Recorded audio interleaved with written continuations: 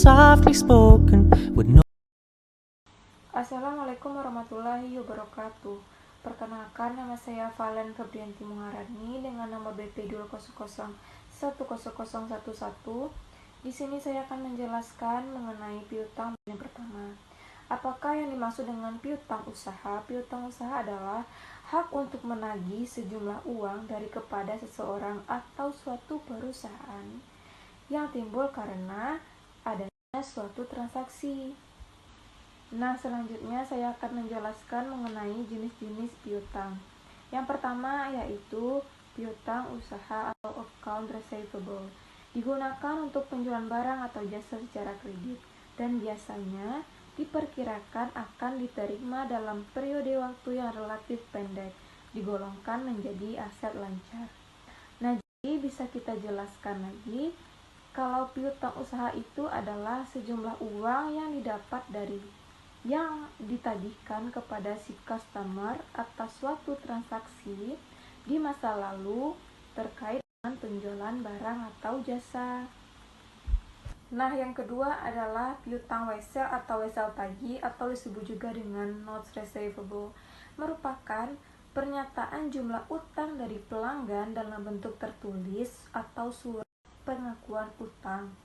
Nah, maksudnya itu adalah ini kurang lebih sama dengan piutang usaha, tetapi bentuk pernyataannya itu secara tertulis. Jadi ada usaha tetapi bentuk pernyataannya itu secara tertulis. Jadi ada suatu surat janji yang ditulis secara resmi atau legal atas sejumlah uang yang akan diterima oleh perusahaan. Nah, yang ketiga adalah piutang lainnya atau other receivables, yaitu piutang kepada selain pelanggan termasuk piutang bunga, piutang pajak, dan piutang dari pejabat atau karyawan perusahaan. Nah, maksudnya itu adalah sejumlah uang yang akan dapat kita tagihkan di masa yang akan datang, bukan dari hasil penjualan barang dagang atau jasa, tetapi dalam bentuk lainnya. Misalnya itu adalah piutang bunga, piutang pajak, dan piutang seperti piutang karyawan. Terkait dengan piutang usaha, ada 3 hal dasar yang perlu kita ketahui terkait dengan pencatatan atau disebut juga dengan isu penting. Yang pertama adalah pengakuan, yang kedua adalah penilaian, dan yang ketiga adalah penghapusan. Kita bahas dulu yang pertama, yaitu pengakuan. Piutang usaha diakui pada saat barang dan jasa telah dijual dan diserah terimakan kepada pembeli. Nah, di sini saya akan menjelaskan contoh dari pengakuan. Contohnya adalah pada tanggal 1 Juli 2020, Jordan Company menjual barang dagang secara kredit pada Polo Company seharga 10 juta rupiah dengan syarat pembayaran 2/10 N/30 FOB shipping point. Jurnalnya adalah rupiah dengan syarat pembayaran 2/10 N/30 FOB shipping point. Jurnalnya adalah kita buat tanggalnya yaitu 1 Juli. Kita debitkan piutang usaha sebesar 10 juta rupiah dan kita kreditkan penjualan sebesar 10 juta rupiah. Nah, selanjutnya saya akan menjelaskan yang kedua, yaitu penilaian. Piutang usaha dilaporkan sebagai aset, yaitu aset lancar di dalam laporan posisi keuangan.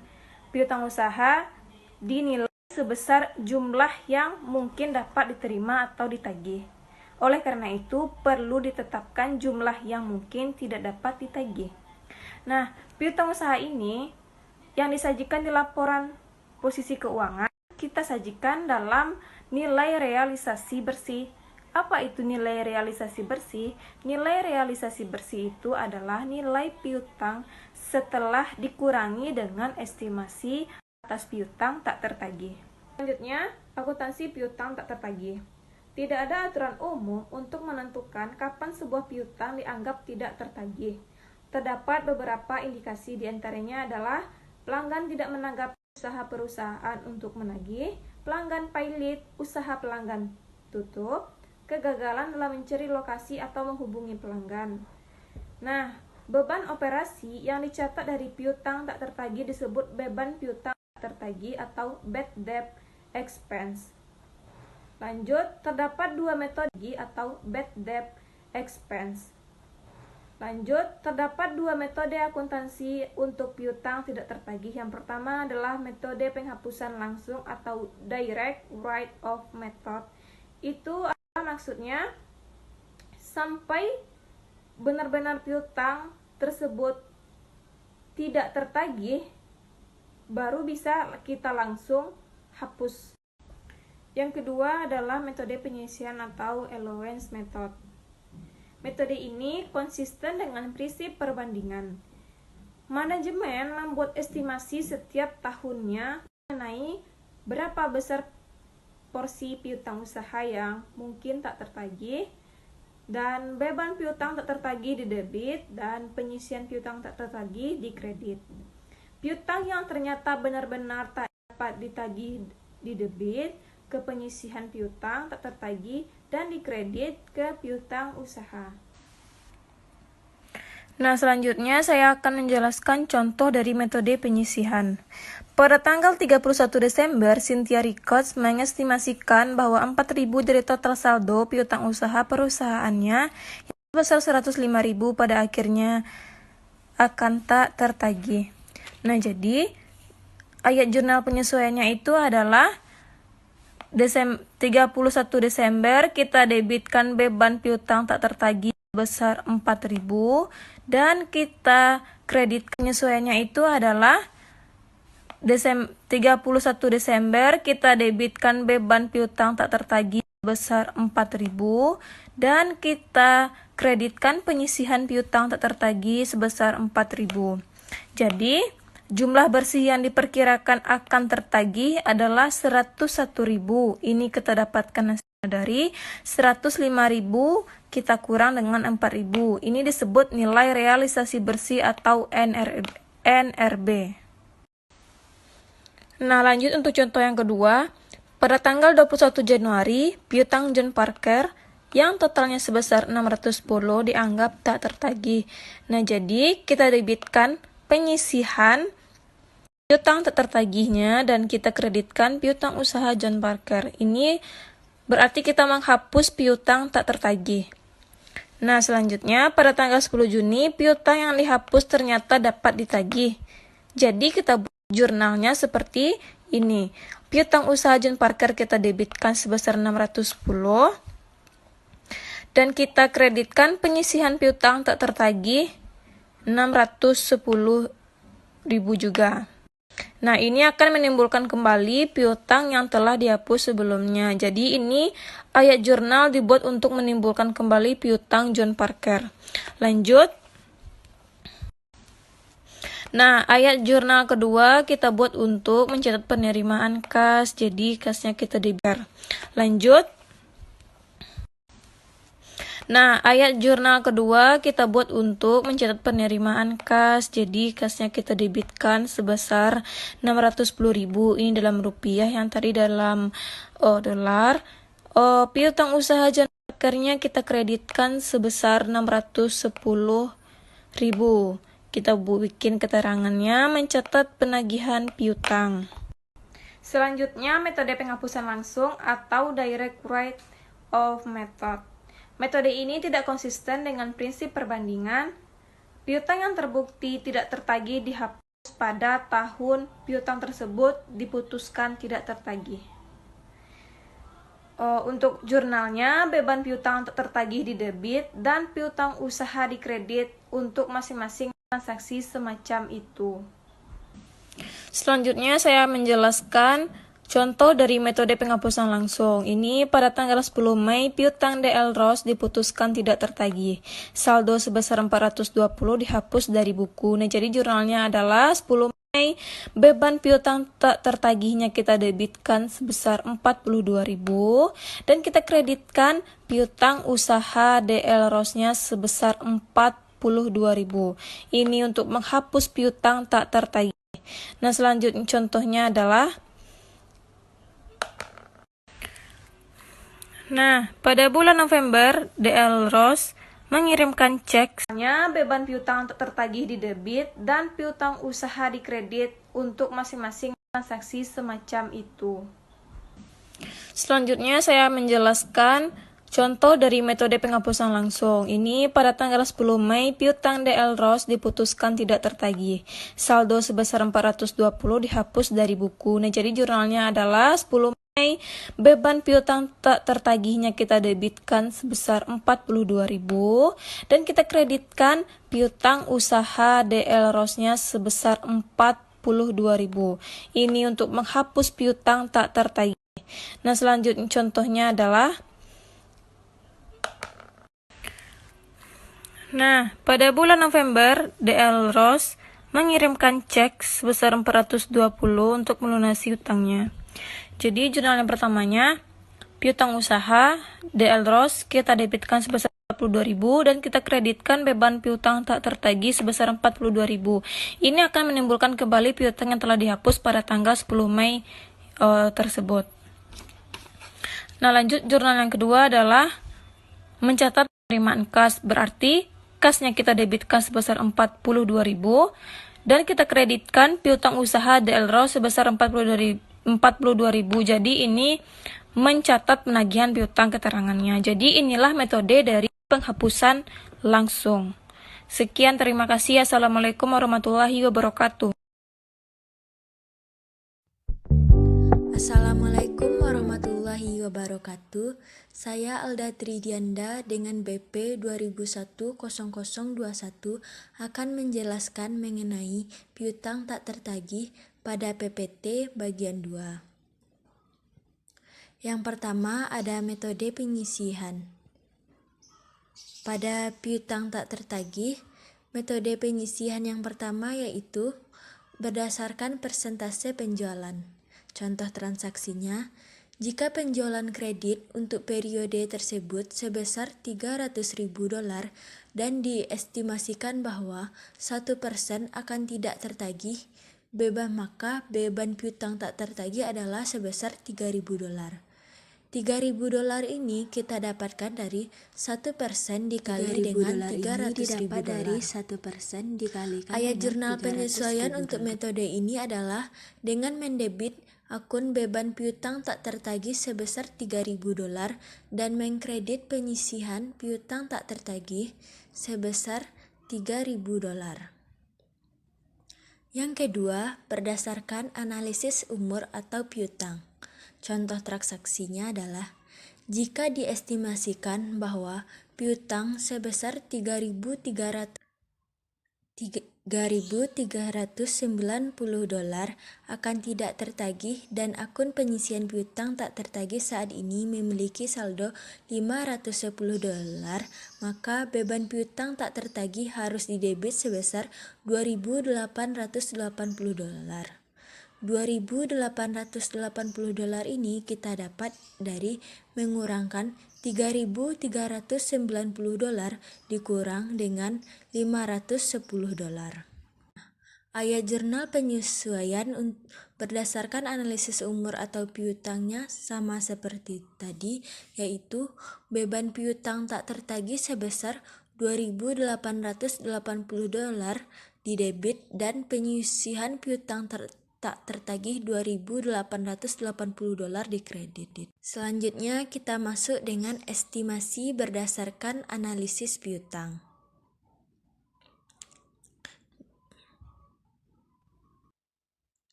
Estimasi berdasarkan analisis piutang ini, semakin lama piutang tidak dapat dilunasi, maka semakin kecil kemungkinan piutang akan tertagih.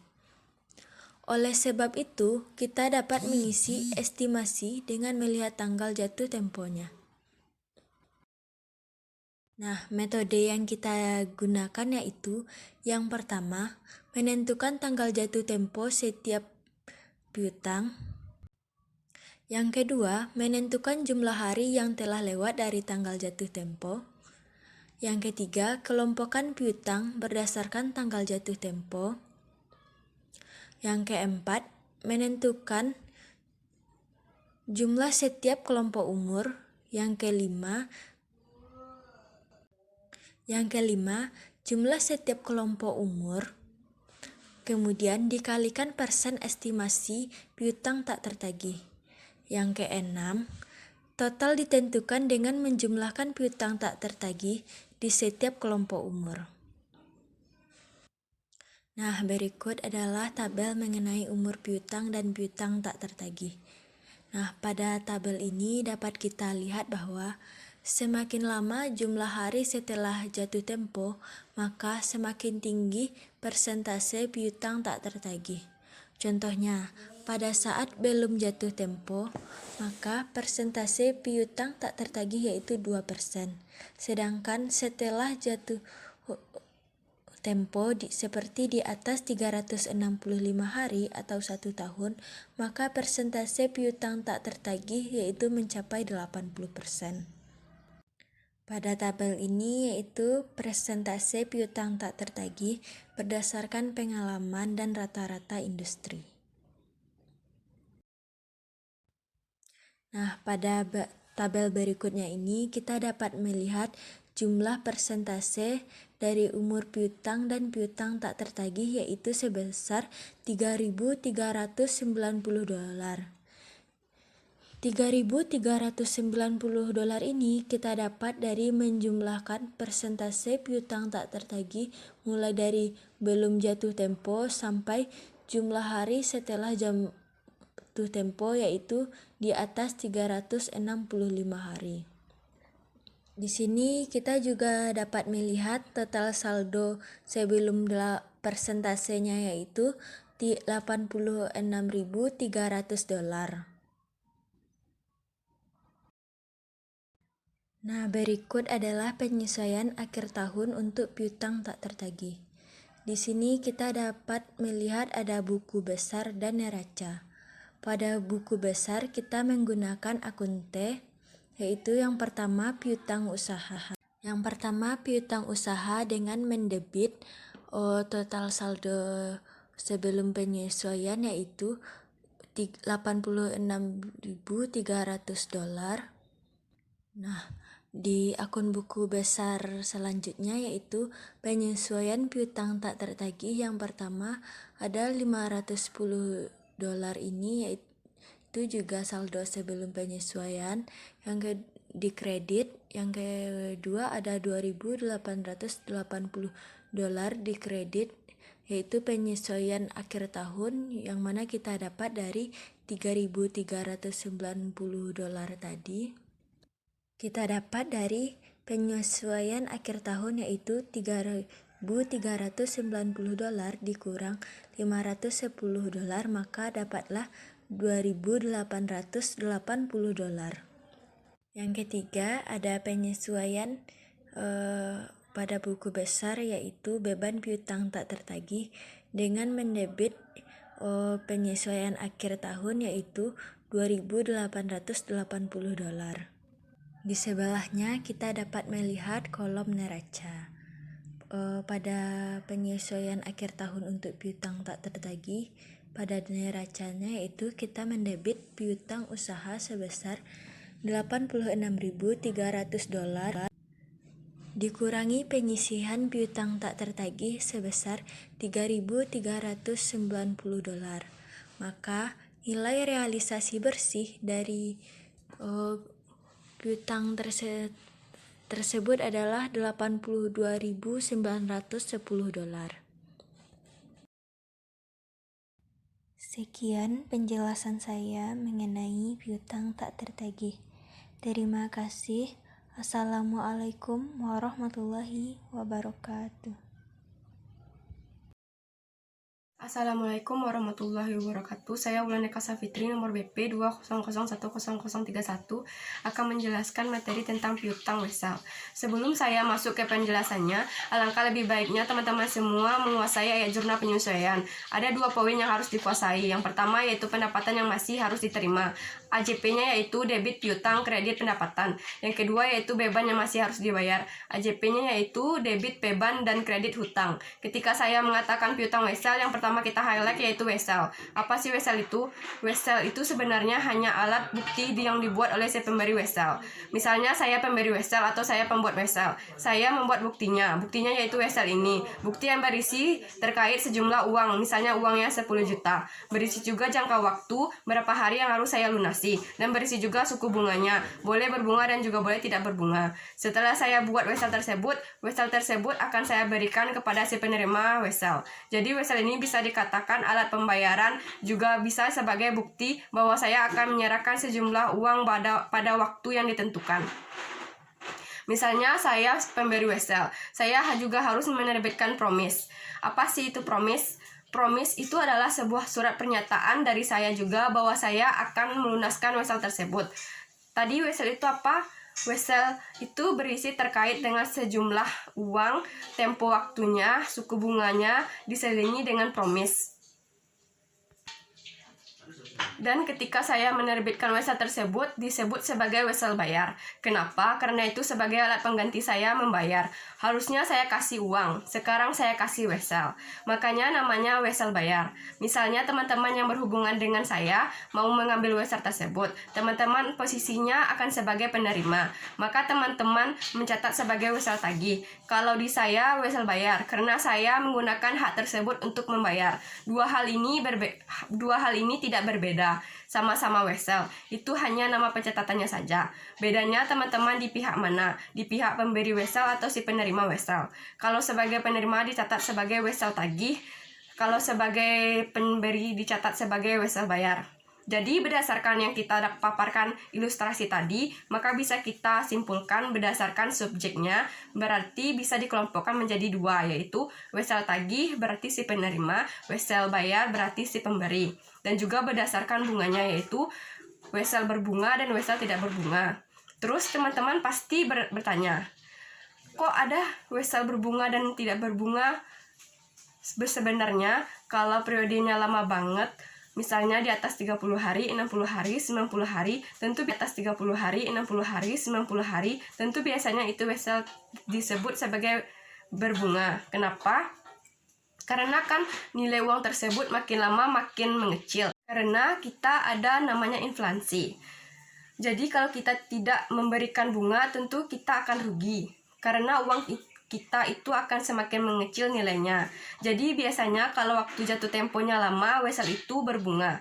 Tapi kalau waktu jatuh temponya cepat, contoh 15 hari, 7 hari, 30 hari, bisa jadi tidak berbunga. Wesel itu hanya dicatat sebagai pengganti pembayaran saja, bukan menambah pekerjaan. Jadi misalnya kita analogikan ceritanya bagaimana transaksi itu terjadi. Misalnya poin pertama itu ada transaksi yang terjadi. Ada penjualan, ada pembelian. Biasanya itu kan kedua belah pihak saling mencatat. Yang penjual mencatat sebagai piutang, yang pembeli mencatat sebagai hutang. Pada poin kedua akan ada namanya proses pembayaran. Ketika dibayar, ternyata si pembeli itu melakukan negosiasi untuk melakukan pembayaran melalui wesel.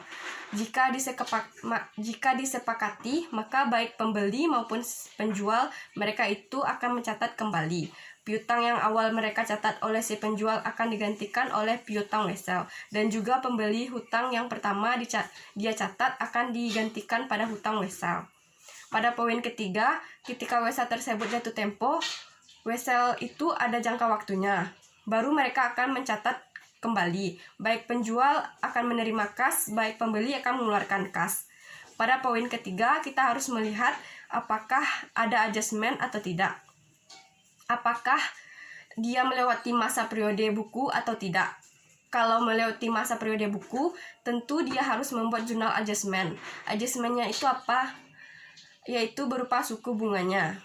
Kalau memang wesel tersebut ada bunganya, kalau tidak ada bunganya, tidak perlu dibuat adjustment atau AJP.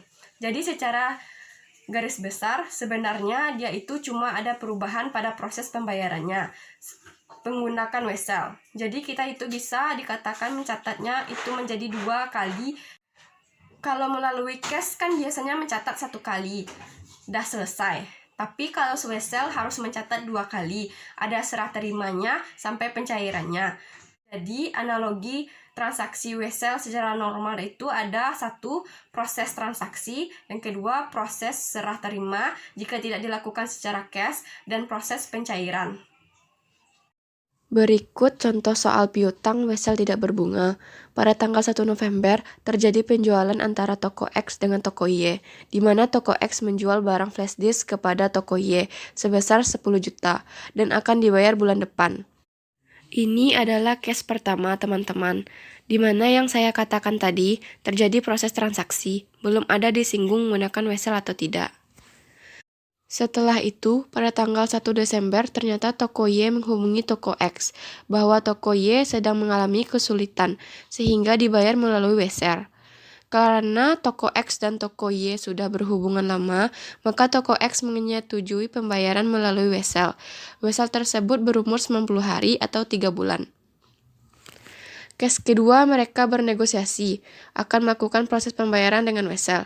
Ingat teman-teman, yang namanya pembayaran dengan wesel itu harus disepakati oleh kedua belah pihak. Tidak boleh tiba-tiba dengan wesel, karena kalau kita menerima wesel pun kita harus kaji. Wesel tersebut dikeluarkan siapa dan perusahaan tersebut memang bisa bayar atau enggak. Jangan nanti asal main dikeluarkan aja, nanti enggak sanggup bayar buat apa. Kita juga enggak mau terima. Dan di cerita ini, kenapa toko X mau? Karena mereka sudah berhubungan lama, sudah partner lah, sudah percaya gitu. Jadi toko X mau. Kalau mereka baru berhubungan atau baru bekerja sama, mereka nggak mau lah. Dan pada tanggal 1 Maret dilunaskan wesel tersebut oleh toko Y. Nah, di case 3 ini diselesaikan teman-teman, di mana proses pelunasan wesel. Oke, kita akan masuk ke case 1, case 2, dan case 3. Kita kerjakan jurnalnya. Kita ke case pertama dulu ya teman-teman, yaitu pada tanggal 1 November terjadi penjualan antara toko X dengan toko Y, di mana toko X menjual barang flash disk kepada toko Y sebesar 10 juta dan akan dibayar bulan depan. Di sini kita mencatat melalui dua sudut pandang, yaitu pertama toko X dan kedua toko Y. Kita ke sudut pandang toko X dulu. Di sini toko X melakukan proses penjualan ke toko Y. Berarti dia ini melakukan proses penjualan. Kalau penjualan secara kredit, piutang dia bertambah. Kalau secara cash dia bertambah. Karena secara kredit piutang dia bertambah, piutang bertambah di debit, kreditnya penjualan. Setelah itu, pada tanggal 1 Desember, ternyata toko Y menghubungi toko X bahwa toko Y sedang mengalami kesulitan sehingga dibayar melalui wesel. Karena toko X dan toko Y sudah berhubungan lama, maka toko X menyetujui pembayaran melalui wesel. Wesel tersebut berumur 90 hari atau 3 bulan. Nah, ketika kita tahu teman-teman umur weselnya 90 hari, di situ kita harus hati-hati teman-teman. Jadi ketika kita mengerjakan soal wesel itu, kita harus memperhatikan tanggal. Di 1 Desember terjadi serah terima wesel. Kita melihat di sudut pandang toko X dulu. Jadi di tanggal 1 Desember, dia itu menerima wesel dengan jangka waktu 90 hari.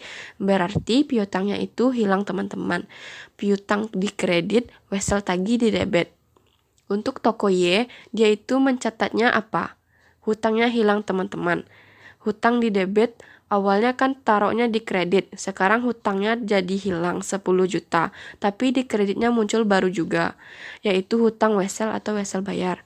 Jadi sebenarnya pada saat serah terima itu, teman-teman, piutangnya itu hilang, bukan berarti hilang secara menyeluruh. Dia itu cuma mengganti nama akunnya saja. Teman-teman, perhatikan ya, weselnya itu kan 90 hari, sedangkan dia terima weselnya 1 Desember. 90 hari itu kan 3 bulan. Berarti Desember, Januari, Februari, weselnya itu jatuh tempo di Februari. Jadi dia itu terimanya di Desember. Dia itu melewati proses tutup buku. Berarti harus ada AJP. Yang di AJP-kan itu apa? Bunganya. Hanya di wesel ini tidak ada bunganya. Jadi kita tidak perlu membuat AJP-nya. Masuk ke case ketiga. Pada tanggal 1 Maret dilunaskan wesel tersebut oleh toko Y. Nah, kita lihat sudut pandang toko X-nya itu ketika wesel tersebut dicairkan. Berarti otomatis kasnya itu bertambah di debit, kreditnya piutang wesel atau wesel tagih. Kenapa? Karena pada serah terima sudah kita balikkan jurnalnya. Kita ke sudut pandang toko Y. Kalau toko Y, dia itu mengeluarkan uang untuk mencairkan. Berarti kas dia berkurang di kredit, debitnya hutang wesel atau wesel bayar. Kita masuk ke contoh piutang wesel berbunga. Kita ambil contoh sama dengan kasus piutang wesel tidak berbunga, hanya saja kita tambahkan dengan bunga 12% per tahun. Oke, masuk ke case pertama, yaitu pada tanggal 1 November terjadi penjualan antara toko X dengan toko Y, di mana toko X menjual barang flash disk kepada toko Y sebesar 10 juta dan akan dibayar bulan depan. Sudut pandang toko X penjualan yaitu piutang di debit, penjualan di kredit. Sudut pandang toko Y pembelian di debit, piutang di kredit. Kita ke case kedua. Setelah itu pada tanggal 1 Desember ternyata toko Y menghubungi toko X bahwa toko Y sedang mengalami kesulitan sehingga dibayar melalui wesel. Karena toko X dan toko Y sudah berhubungan lama, maka toko X menyetujui pembayaran melalui wesel. Wesel tersebut berumur 90 hari dengan bunga 12% per tahun. Nah, pada tanggal 1 Desember itu telah terjadi serah terima wesel. Yang harus digarisbawahi itu adalah bunga 12% per tahun. Bagaimana sih jurnalnya? Untuk toko X, ketika serah terima berarti piutangnya menjadi hilang, digantikan dengan piutang wesel atau wesel tagih. Wesel tagih di debit dan piutang di kredit. Toko Y, hutangnya hilang digantikan dengan hutang wesel atau wesel bayar, hutang di debit dan wesel bayar di kredit. Gimana bedanya teman-teman? Yang membedakannya itu adalah pada proses AJP. Kenapa kita lakukan AJP? Karena dia ini berubah periode teman-teman. Dari periode sebelumnya ke periode yang akan datang. Jadi beban bunga atau pendapatan bunga yang timbul bagi toko X kan ada pendapatan bunga 12% per tahun. Bagi toko Y ada beban bunga. Kedua perusahaan ini harus saling mengadjustment apanya? Adjustment bunganya. Toko X mengadjustment pendapatan bunganya, toko Y mengadjustment beban bunganya. Kita ke sudut pandang toko X. Karena ini adalah Desember dan jangka waktunya 90 hari atau 3 bulan, berarti yang kita adjustment itu adalah sebesar 1 bulan. Hanya bulan Desember. Kita harus mengadjustment bunganya. Perhitungan kita, kalau kita sudah mendapatkan pendapatan bunga selama 1 bulan, meskipun dibayarnya itu dalam waktu 90 hari, tapi harusnya kita itu sudah dalam jalan 1 bulan yang kita akui sebagai pendapatan. Maka rumusnya 1 bulan per 12 bulan dikali 10 juta dikali 12%. Sama dengan 100.000. Berarti selama periode berjalan, pendapatan bunganya itu seharusnya sudah 100.000. Kita mau mengakui langsung sebagai pendapatan bunga kita. Maka jurnalnya piutang bunga 100.000 di debit, pendapatan bunga 100.000 di kredit. Untuk toko Y, dia itu juga sama ya, 1 bulan juga, Desember saja. Jangka waktu weselnya 90 hari. Dia sudah berjalan 30 hari, sekitar 1 bulan. Maka jurnalnya beban bunga 100.000 di debit, hutang bunga 100.000 di kredit. Kita sudah membuat AJP-nya, dan ini juga berarti bahwa setiap pendapatan dan setiap bunga yang kita dapat pada periode berjalan diakui pada periode itu juga. Seandainya teman-teman, kalau kita tidak membuat AJP ini, maka pendapatan maupun bunganya akan kita akui di periode selanjutnya. Tentu itu tidak boleh teman-teman. Itu melanggar prinsip akuntansi, di mana pendapatan atau beban periode X harus diakui pada periode X juga. Tidak boleh diakui pada periode selanjutnya. Setelah itu teman-teman, pada awal periode, teman-teman memiliki opsi apakah teman-teman membuat jurnal pembalik atau tidak. Kita asumsikan teman-teman membuat jurnal pembalik.